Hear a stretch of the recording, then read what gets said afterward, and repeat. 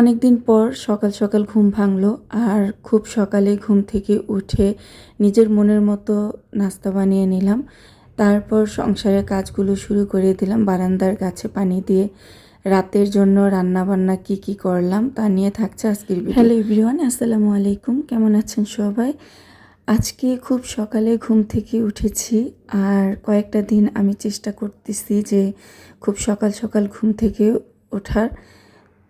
তো সকালে ঘুম থেকে উঠেই ফ্রেশ হয়ে এই যে আমার বারান্দার গাছগুলোতে পানি দিয়ে চলে আসলাম রান্নাঘরে এসে দেখি চুলায় গ্যাস আছে।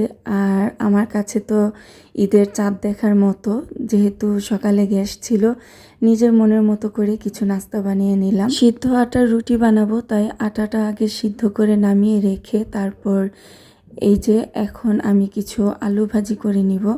আর আলু ভাজি দিয়ে আমার সিদ্ধ আটার রুটি খেতে বেশ ভালো লাগে। সকাল সকাল ঘুম থেকে উঠতে পারলে যেমন সারাটা দিনের কাজের অনেক বরকত পাওয়া যায়, তেমনি খুব দ্রুত সব কাজ শেষ করে নিজের মতো করে ফ্রি সময় পাওয়া যায়।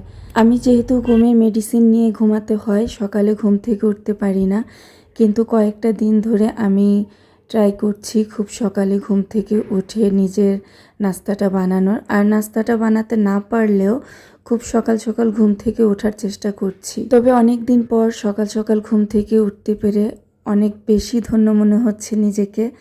একটা সময় ছিল খুব সকালে উঠেই আমার সারাদিনের রান্নাবান্না এবং কাজকর্ম সকাল 11টার ভিতরেই শেষ হয়ে যেত, কিন্তু এখন আর এটা করতে পারছি না। বেশ 4-5 বছর ধরেই আমি অনেকটাই অসুস্থ। আর অসুস্থ থাকার কারণে আমার সকালে ঘুম থেকে ওঠা হচ্ছে না। কিন্তু তার আগে আমি সবসময় সকালে উঠতেই বেশি পছন্দ করতাম। সকালে উঠে আমার সব কাজ শেষ করে বাচ্চাকে নিয়ে স্কুলে চলে যেতাম। সারাদিন একদম ফ্রি সময় বান্ধবীদের সাথে কাটাতে পারতাম, কিন্তু এখন আর সেই সময়টা হয় না, সুযোগটাও হয় না। আজকে আমার ভয়েসটা হয়তো অন্যরকম লাগতে পারে।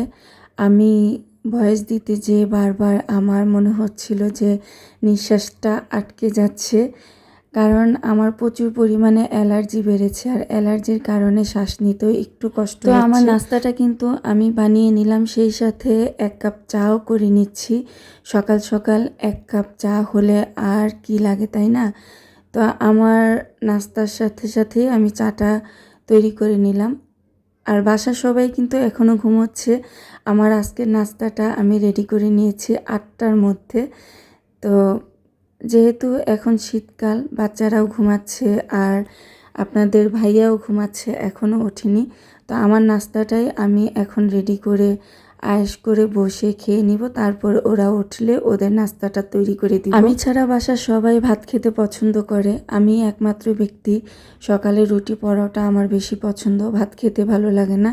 তো যাই হোক, সবাই ঘুম থেকে উঠে পড়েছে আর ওরা ডাইনিংয়ে খাওয়া দাওয়া করছে। এই ফাঁকে আমি আমার বিছনাটা গুছিয়ে নিচ্ছি। আজকে আমার সকাল সকাল ঘুম থেকে ওঠা দেখে তো আপনাদের ভাইয়া অনেকটাই অবাক যে আমি এত হাই পাওয়ারের ঘুমের মেডিসিন নিয়েও এত সকালবেলা আমি কিভাবে ঘুম থেকে উঠে পড়লাম।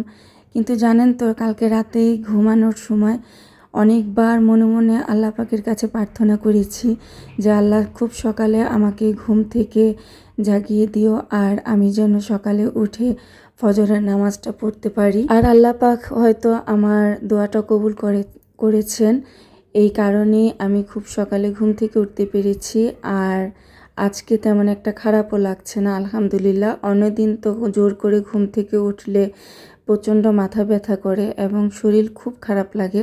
তবে আজকে আলহামদুলিল্লাহ তেমন কোনো কিছুই হচ্ছে না, তাই মনের আনন্দে সংসারের কাজগুলো করে নিচ্ছি। কথা বলতে বলতে আমার রুম, ডাইনিং রুম ক্লিন করে ফেলেছি, তারপর ড্রয়িং রুম ক্লিন করেছি।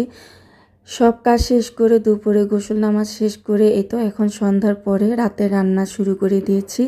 এখানে আজকে আমার একটা পছন্দের মাছ রান্না করব, শুধু আমার না, আমার বাচ্চাদেরও। তবে আপনাদের ভাইয়ার জন্য অন্য মাছ রান্না করতে হবে, সে এই মাছটা খায় না, এটা হচ্ছে পাঙ্গাস মাছ। তো আমি চুলায় প্যানের মধ্যে তেল দিয়ে সব ধরনের মশলা দিয়ে খুব ভালোভাবে মশলাটা কষিয়ে নিয়ে এখন দিয়ে দিচ্ছি কয়েক টুকরা টমেটোটা দিয়েও আমি একটু ভালোভাবে কষিয়ে নিয়ে যে মাছগুলো দিয়ে দিলাম।